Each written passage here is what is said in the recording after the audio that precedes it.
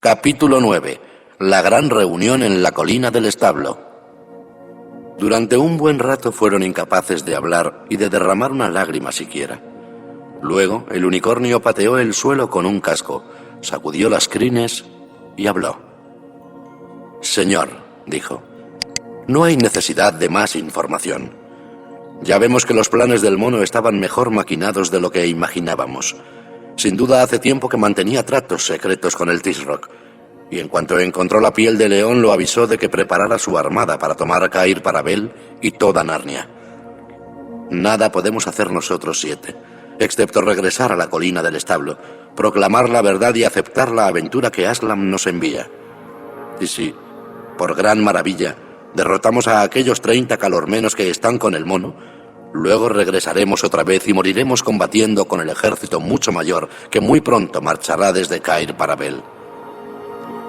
Tirian asintió, pero se volvió hacia los niños y dijo: «Bien, amigos, es hora de que os marchéis a vuestro mundo. Sin duda habéis hecho todo lo que os enviaron a hacer». «Pero no hemos hecho nada», protestó Jill, que temblaba, no de miedo exactamente, sino porque todo resultaba espantoso. «Nada de eso», replicó el monarca. «Me liberasteis del árbol. Os deslizasteis ante mí como una serpiente anoche en el bosque y cogisteis a Puzzle. Y tú, Eustace, mataste a tu adversario. Pero sois demasiado jóvenes para compartir un fin tan sangriento como el que los demás debemos encontrar esta noche, o tal vez dentro de 3 días. Os ruego, no, os ordeno que regreséis a vuestro hogar. Sería una vergüenza para mí permitir que guerreros tan jóvenes perecieran en combate a mi lado». No, dijo Jill, muy blanca cuando empezó a hablar y luego repentinamente ruborizada y a continuación blanca otra vez. «No lo haremos, no me importa lo que digáis. Vamos a quedarnos junto a vos suceda lo que suceda. ¿No es cierto, Eustace?» «Sí, pero no hace falta que te exaltes tanto», respondió el niño, que se había metido las manos en los bolsillos, olvidando lo raro que eso parece cuando uno lleva puesta una cota de malla. «Porque lo cierto es que no tenemos elección. ¿De qué sirve hablar de regresar? ¿Cómo? Carecemos de magia para hacerlo».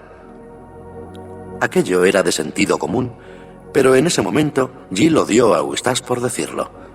Al niño le gustaba mostrarse tremendamente realista cuando los demás se emocionaban. Cuando Tirian comprendió que los 2 forasteros no podían regresar a su casa, a menos que Aslan los llevara allí de repente, lo siguiente que quiso fue que cruzaran las montañas meridionales hacia el interior de Archenland, donde posiblemente estarían a salvo. Pero ellos no conocían el camino y no había nadie que pudiera acompañarlos. También, como dijo Poggin, una vez que los calormenos tuvieran Narnia, sin duda se apoderarían de Archenland al cabo de 1 o 2 semanas. El Tisroc siempre había querido poseer aquellos países del norte. Al final, Eustace y Jill suplicaron con tanta energía que Tirian dijo que podían ir con él y arriesgarse, o como lo denominó con más sensatez, aceptar la aventura que Aslan les enviara. La primera idea del rey fue que no debían regresar a la colina del establo. Estaban hartos incluso del nombre a aquellas alturas, hasta después del anochecer. Pero el enano les dijo que si llegaban allí de día, probablemente hallarían el lugar desierto, con la excepción tal vez de un centinela calormeno. Las bestias estaban demasiado asustadas por lo que el mono y pelirrojo les habían contado sobre aquel nuevo Aslan enfurecido, o Taslan, para acercarse allí, excepto cuando las convocaban a aquellas horribles reuniones nocturnas. Y los calormenos nunca habían sido buenos moviéndose por los bosques. Poggin pensaba que incluso de día podían llegar a algún punto situado detrás del establo sin que los vieran. Algo que sería mucho más difícil de conseguir al caer la noche, cuando el mono hubiera convocado a las bestias y todos los calormenos se hallaran de guardia.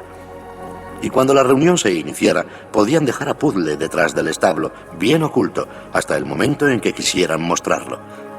Aquello era evidentemente algo bueno, pues su única posibilidad era dar a los narnianos una sorpresa. Todos estuvieron de acuerdo, y el grupo se puso en marcha siguiendo una nueva ruta, noroeste, en dirección a la odiada colina. El águila unas veces volaba de un lado a otro por encima de ellos, y en otras permanecía posada en el lomo de Puzzle. Nadie, Ni siquiera el rey mismo, excepto en un momento de gran necesidad, soñaría con montar sobre un unicornio. En aquella ocasión, Jill y Eustace anduvieron juntos. Se habían sentido muy valientes cuando suplicaban que se les permitiera acompañar al resto, pero ahora habían perdido el coraje. «Paul», dijo Eustace en un susurro, «creo que debería decirte que tengo mucho miedo». «Tú no debes preocuparte, Scrooge», respondió ella. «Sabes pelear, pero yo estoy temblando, si quieres saber la verdad». «Vaya, temblar no es nada», repuso él. «Yo tengo la sensación de que voy a vomitar». «No menciones eso, por el amor de Dios», replicó Jill. Siguieron andando en silencio durante 1 minuto o 2. «Paul», dijo Eustace al poco tiempo. «¿Sí? ¿Qué sucederá si nos matan aquí?» «Bueno, estaremos muertos, supongo. Pero me refiero a qué sucederá en nuestro mundo. ¿Despertaremos y nos encontraremos de vuelta en aquel tren o sencillamente nos desvaneceremos y nadie volverá a saber de nosotros? ¿O apareceremos muertos en Inglaterra? Caramba, nunca había pensado en eso. A Peter y los demás les resultará muy raro vernos saludando desde la ventanilla y luego cuando el tren entre en la estación, que no aparezcamos por ninguna parte. O si encuentran dos... Quiero decir, si estamos muertos allí en Inglaterra». «Uf», exclamó ella, «qué idea tan horrible». «No sería horrible para nosotros. Nosotros no estaríamos allí». «Casi desearía no...» «Bien pensado, no lo desearía», dijo Jill. «¿Qué ibas a decir?» «Iba a decir que desearía que no hubiéramos venido nunca. Pero no es cierto, no es cierto, no es cierto. Incluso aunque nos maten. Prefiero que me maten luchando por Narnia que envejecer y chochear allí en casa y a lo mejor tener que ir en una silla de ruedas para, además, acabar muriendo igualmente.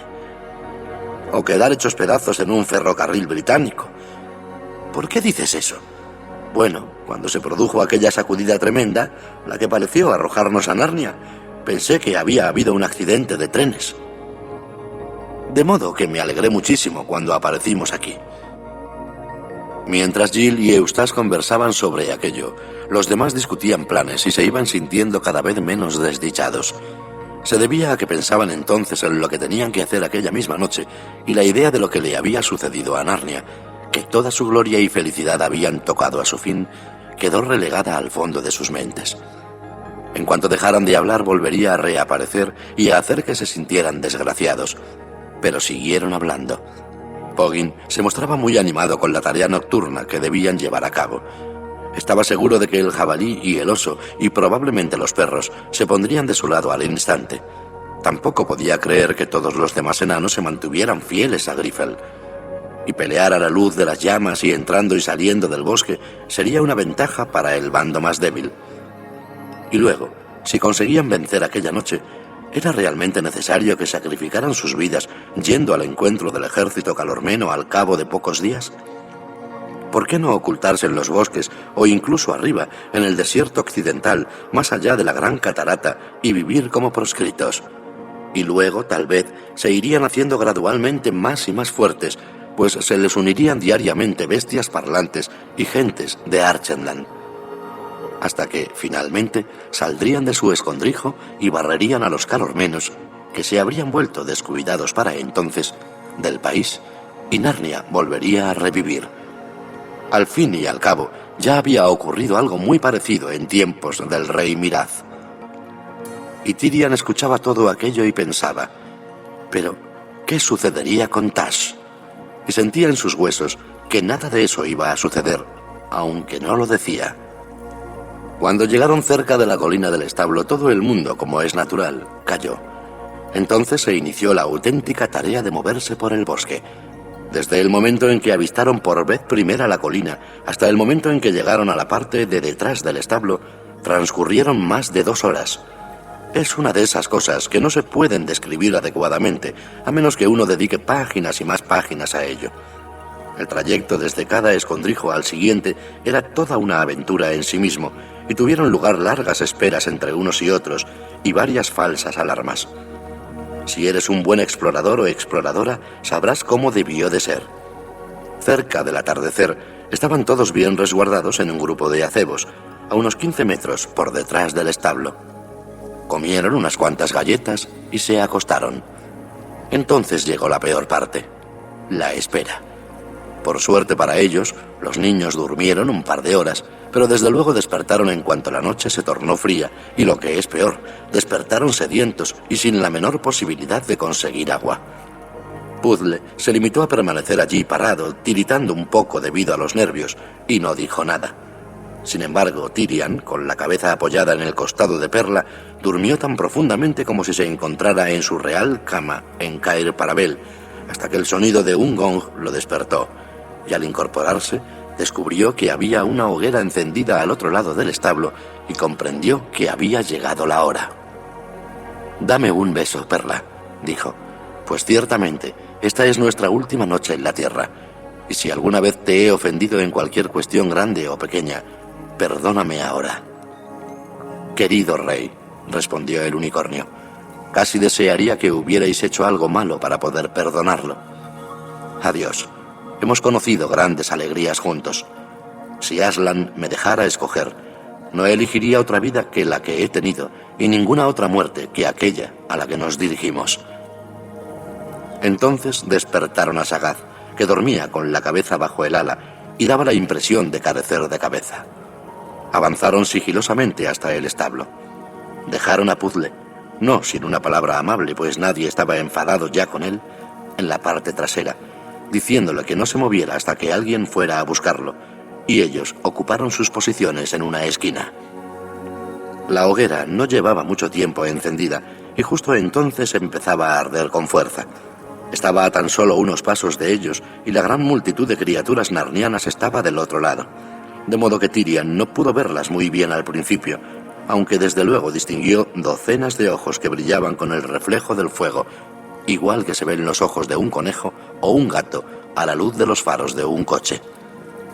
Mientras Tyrian ocupaba su lugar, el gong dejó de sonar, y de algún punto situado a su izquierda surgieron tres figuras.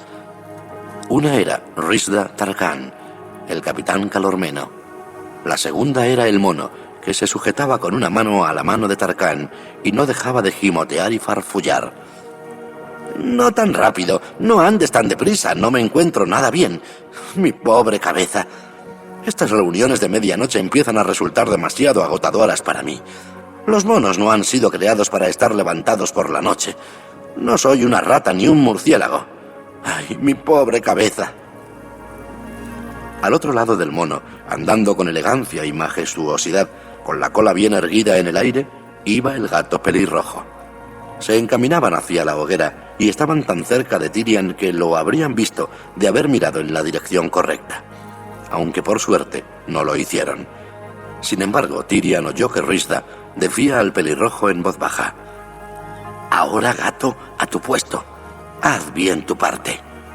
«Miau, miau, cuenta conmigo», respondió él. A continuación se alejó hasta el otro lado de la hoguera y se sentó en la primera fila de los animales allí reunidos, entre el público, se podría decir. Pues en realidad, como se pudo ver, todo aquello fue como una representación.